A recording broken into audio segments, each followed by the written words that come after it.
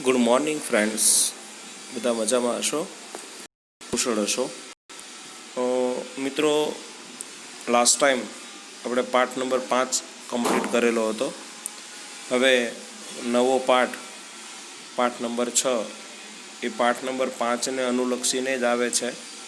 કારણ કે 5મા પાઠની અંદર ધંધાકીય વ્યવસ્થાના સ્વરૂપો ભાગ 1 છે અને પાઠ નંબર 6ની અંદર ધંધાકીય વ્યવસ્થાના સ્વરૂપો ભાગ 2 છે. પાઠ નંબર 5ની અંદર આપણે 3 ટોપિક ખાસ ભણેલા હતા. એક વૈયક્તિક માલિકીની પેઢી, બીજું ભાગીદારી પેઢી અને ત્રીજું હિન્દુ અવિભક્ત કુટુંબ. અહીંયા ભાગ 2ની અંદર આપણે બીજા 2 ટોપિકો ભણીશું. એક સહકારી મંડળી અને બીજું સંયુક્ત હિસ્સાવાળી કંપની. ઘણા લોકોને આ સહકારી મંડળી વિશેનો કોન્સેપ્ટ ક્લિયર હોતો નથી, પણ એક સિમ્પલ સમજ આપું. ઘણી બધી બેન્કો પણ હોય છે અને ઘણી મંડળીઓ પણ સહકારી હોય છે. પાછળ કોઓપરેટિવ શબ્દ લાગે, ઘણી બધી બેન્કોમાં પાછળ કોઓપરેટિવ શબ્દ લાગતો હોય છે, તો સમજવાનું કે સહકારી બેંક છે.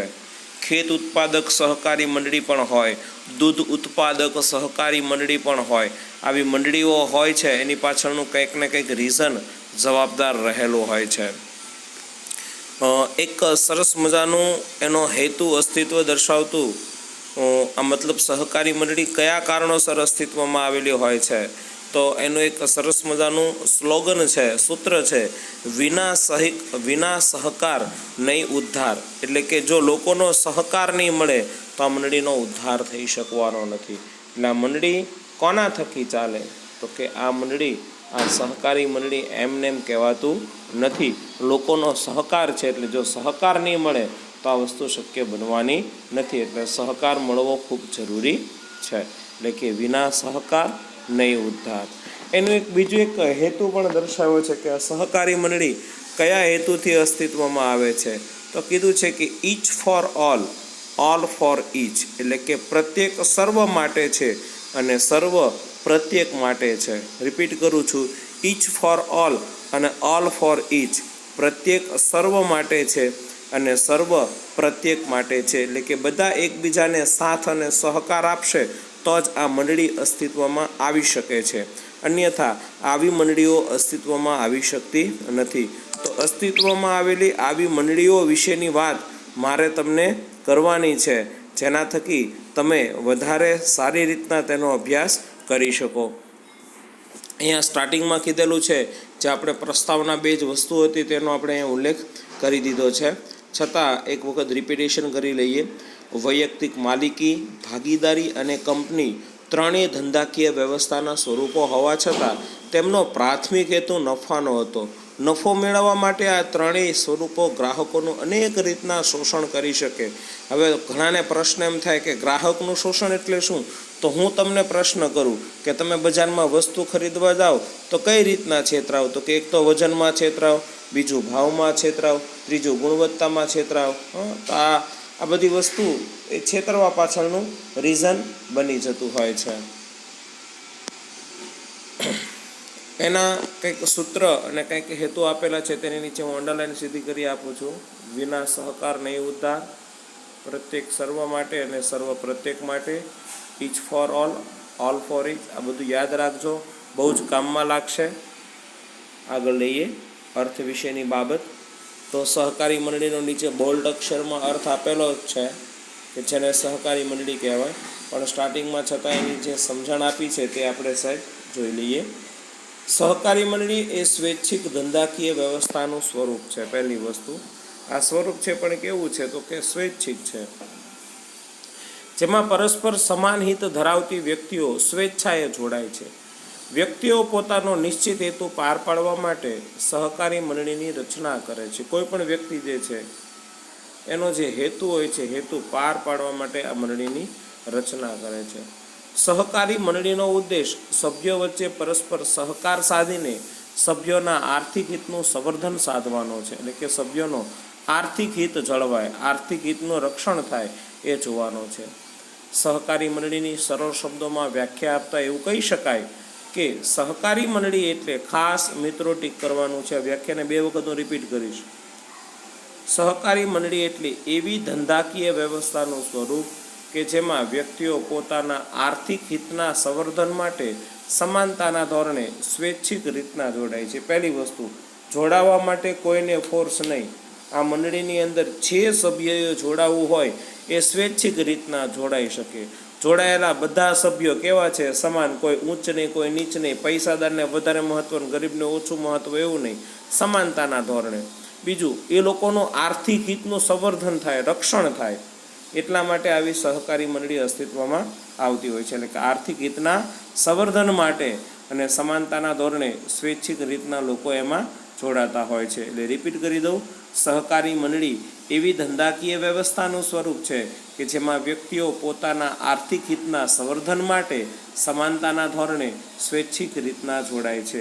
રિપીટ કરું, આર્થિક હિતના સંવર્ધન માટે સમાનતાના ધોરણે સ્વૈચ્છિક રીતના જોડાય છે, જેને સહકારી મંડળી તરીકે ઓળખવામાં આવે છે. હવે 5 માર્કના પ્રશ્નમાં આવે, સહકારી મંડળીનો અર્થ આપી તેની લાક્ષણિકતાઓ સમજાવો. તો મિત્રો, અહીંયા અલગ અલગ તમને લગભગ 10 થી 11 જેટલી લાક્ષણિકતાઓ આપવામાં આવી છે. એ લાક્ષણિકતાઓના મુદ્દા એક પછી એક તમને સમજાવતો જાઉં છું. જે રીતના લાક્ષણિકતા સમજશો એ રીતના તમે લાભ અને મહત્ત્વના મુદ્દાને પણ સારી રીતના સમજી શકશો.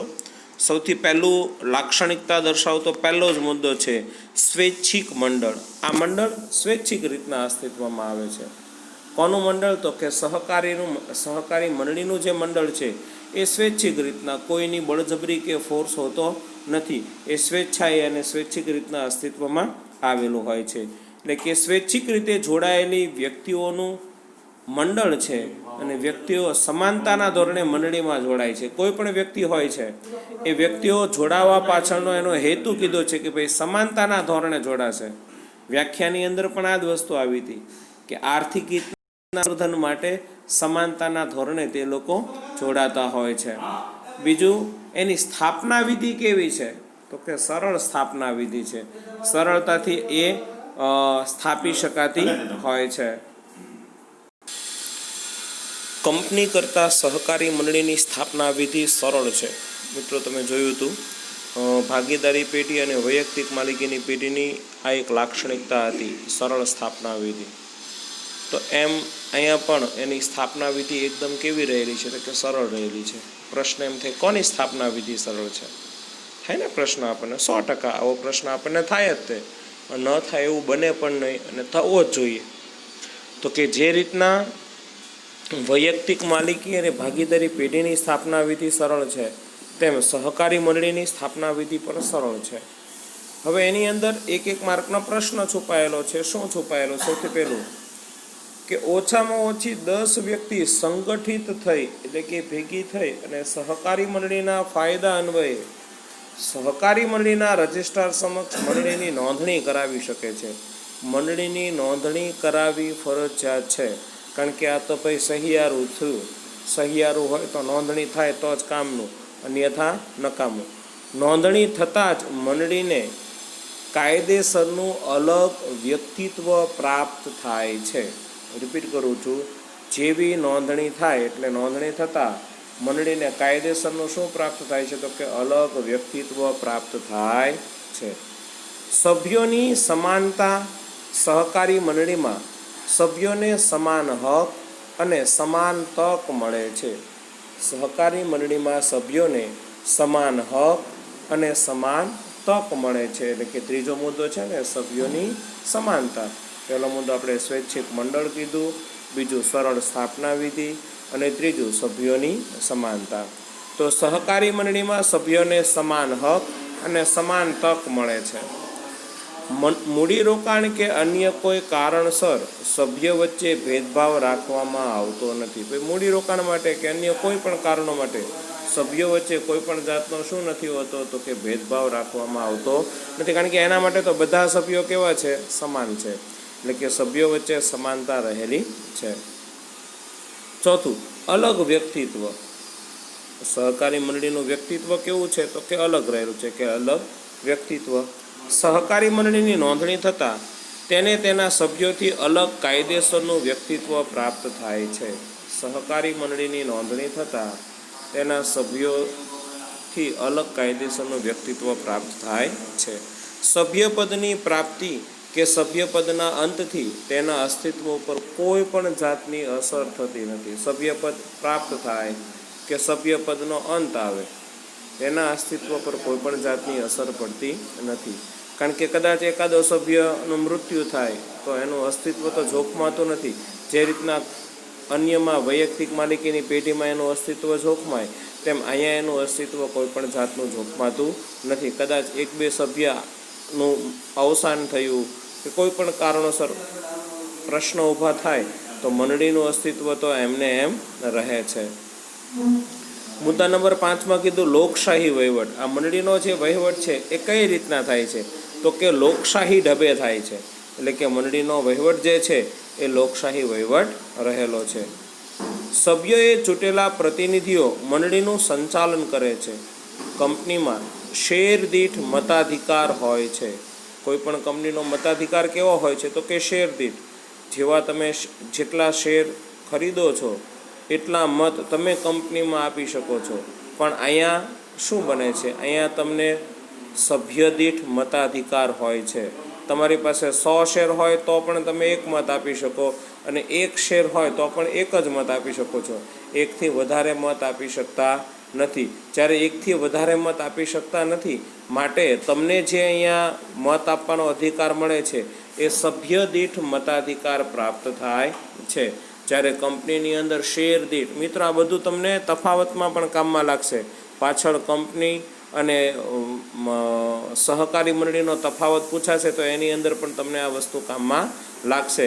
તો ત્યાં પણ તમે ઉપયોગી બનશે એટલે એ પ્રમાણે પણ તમે યાદ રાખજો. સહકારી મંડળીમાં મૂડીને નહીં પરંતુ માનવીને મહત્ત્વ આપવામાં આવે છે. કેમ કે જો શેરને તમે મહત્ત્વ વધારે આપો ને તો મૂડીને મહત્ત્વ વધારે આપ્યું એમ કહેવાય. પણ અહીંયા શેરને નહીં પરંતુ સભ્યને મહત્ત્વ અપાય છે. એટલે કે અહીંયા માનવીને વધુ મહત્ત્વ આપવામાં આવે છે. વહીવટી સમિતિ માટેની ચૂંટણીમાં કોઈ પણ સભ્યો ઉમેદવારી કરી શકે છે. વહીવટમાં ભાગ લઈ શકે છે. કંપની સ્વરૂપ કરતાં મંડળીમાં સાચે જ લોકશાહી રીતના વહીવટ થાય છે. કંપની સ્વરૂપ કરતાં તમે જુઓ ને તો મંડળીની અંદર જે વહીવટ થાય છે એ સાચે જ લોકશાહી રીતના વહીવટ થતો હોય છે. આથી સહકારી મંડળીને લોકશાહીની તાલીમ શાળા તરીકે ઓળખવામાં આવે છે.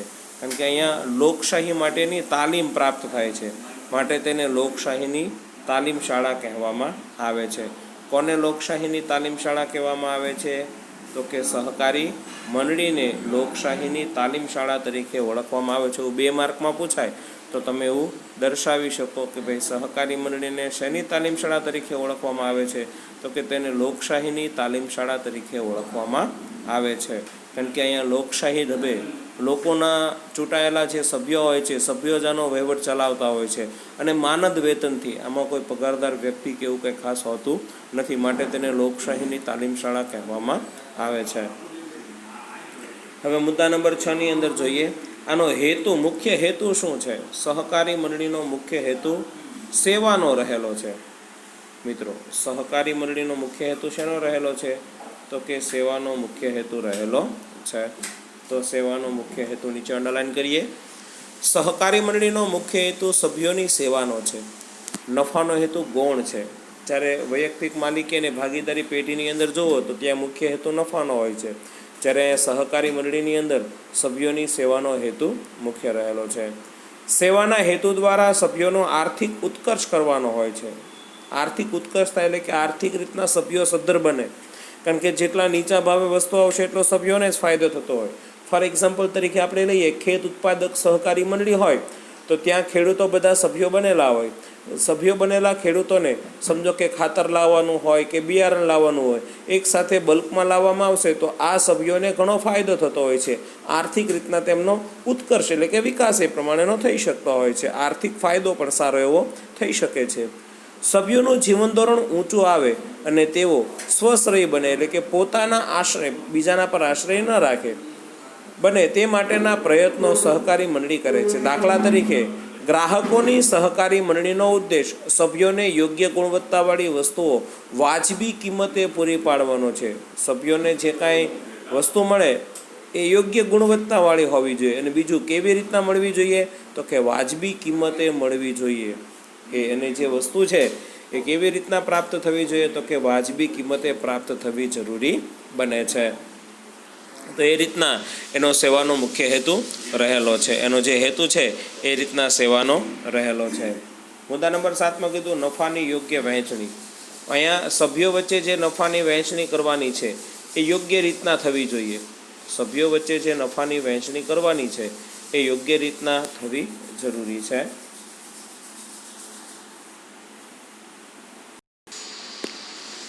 નફાની જે વહેંચણી થવી જોઈએ યોગ્ય રીતના થવી જોઈએ.